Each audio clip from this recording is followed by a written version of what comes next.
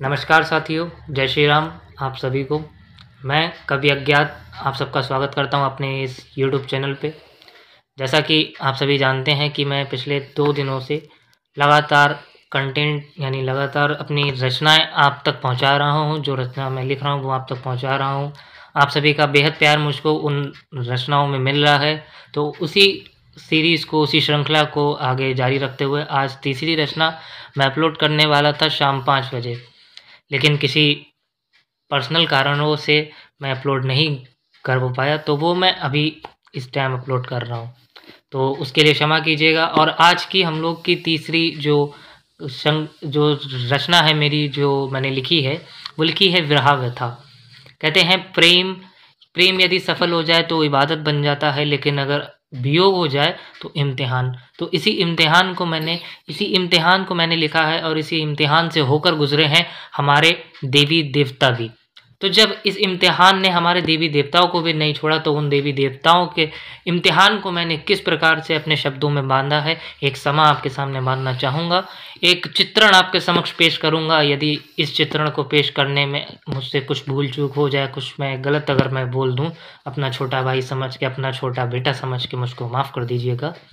तो रचना का शुभारंभ कर रहा हूँ कि शून्य गगन में हृदय की पीड़ा आज विरह की गाथा गाती। शून्य गगन में हृदय की पीड़ा आज विरह की गाथा गाती।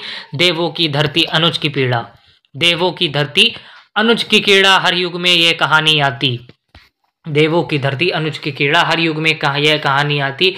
वह वियोग नहीं बस एक क्षण का, यह तो है जीवन का विस्तार। ईश्वर भी जब सहते हैं विक्षोभ, तब तक लगता है सब कुछ बेकार। सती और महादेव का जो वियोग है वो मैं आपको कुछ इस प्रकार सुनाता हूँ। जब यज्ञ ज्वाला में जल गई सती, महादेव का तांडव विश्व ने देखा। जब यज्ञ ज्वाला में जल गई सती, महादेव का तांडव विश्व ने देखा। कैसा वियोग, कैसी वह गति, शिव के माथे खींची विरह की रेखा।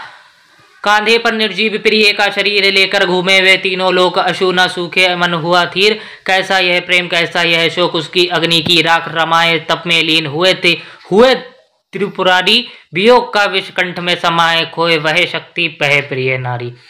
कहते हैं कि शिवजी जब माता सती के पार्थिव शरीर को लेके, जब वो जले हुए शरीर को लेके जब वो पूरे में घूमे थे, तो 51 जगह गिरे उनके शरीर के टुकड़े, और वो 51 शक्तिपीठ के नाम से आज जाने जाते हैं। इसी श्रृंखला को आगे रखते हुए मैं आपको अब सुनाने चाहूँगा उर्मिला और लक्ष्मण जी का वियोग। कहते हैं कि 14 वर्ष तक उर्मिला जी ने अपनी पलकें भी नहीं झपकाई, सिर्फ लक्ष्मण जी के इंतजार में। 14 वर्ष का लंबा इंतजार, अयोध्या की सीता सी शांत, उर्मिला का कैसा त्याग, कैसा प्यार। सोती नहीं मन सदा कलांत, सोती नहीं मन सदा कलांत। प्रीतम गए तो गए, कर्तव्य महान, पर क्यों ना मिली साथ चलने की राह। पर क्यों ना मिली साथ चलने की राह। नींद को तज कर किया महाप्रदान, विरहा ही बना उनके जीवन का याद। बिन पति के राजमहल सूना, हर सांस में बस एक ही नाम। वियोग की तपन में खुद को भूना, सह रही मौन करके परिणाम। सीता और राम के वियोग को मैंने कुछ इस प्रकार लिखा है कि वन में बिच्छो कैसा नियत का खेल, सीता ने रोकर वन वन ढूंढा राम को। प्रेम परीक्षाओं का ये कैसा रेल, अग्नि परीक्षा फिर मिला निर्वाण को। स्वर्ण मृग छल रावण का हरण, स्वर्ण मृग छल रावण का हरण। राम की आंखों से बरसे नीर, पत्नी वियोग का वह विकट मरण। बन गए थे तब एक साधारण पीर, हर आहट में हर पत्ते में हिलने में। सीता सी छवि को वे पाते, लंका दहन रावण के मरने में। वियोग की ज्वाला शांत ना हो पाते। राधा कृष्ण और रुक्मणी का वियोग कुछ इस प्रकार मैंने लिखा है। राधा का प्रेम बस एक समर्पण, मिला क्षणिक विरहा ही उनका सार। कृष्ण गए छोड़ गए गोकुल तर्पण, प्रेम जगत में फैला हाहाकार। वृंदावन सूना बंसी हुई मौन, राधा की आंखों पर देखती रही, कैसा अधूरा रह गया उनका कौन। हर कण में प्रेम पीड़ा बहती रही, उधर द्वारिका में रुक्मणी रानी अर्धांगिनी धर्म निभाती रही। पर क्या वे समझ पाती प्रेम की कहानी, पर क्या वे समझी प्रेम की कहानी, जिस पर राधा अपना सब लुटाती रही। एक का मिलन मिला, एक का विच्छो। एक का मिलन मिला एक का विच्छोह, मुरलीधर भी इस द्वंद्व में फंसे, प्रेम की परिभाषा वियोग का म्यूँ, दो धाराओं में वे स्वयं ही धसे। अब द्रौपदी और पांडवों का वियोग मैंने कुछ इस प्रकार लिखा है कि द्रुत सभा में सब अपमान हुआ, द्रुत सभा में सब अपमान हुआ, द्रौपदी का चीरहरण सबने देगा, पति धर्म से पांडव मौन रहे, खिंच गई एक दुखद विरहा की रेखा, पांचों पति होकर बहे अकेली, जब लाज बचाने कृष्ण को पुकारा, वस्त्रों की गठरी विरहा की पहली, अस्तित्व अग्नि का मिलन मिला सहारा, वनवास की पीड़ा अज्ञातवास का डर, वनवास की पीड़ा अज्ञातवास का डर, पांडव भी तो थे अपनी राह में विलीन, पति संग होते भी वह विरहान सी डगर, अधिकारों से वंचित होकर दीन, अधिकारों से वंचित होकर दीन।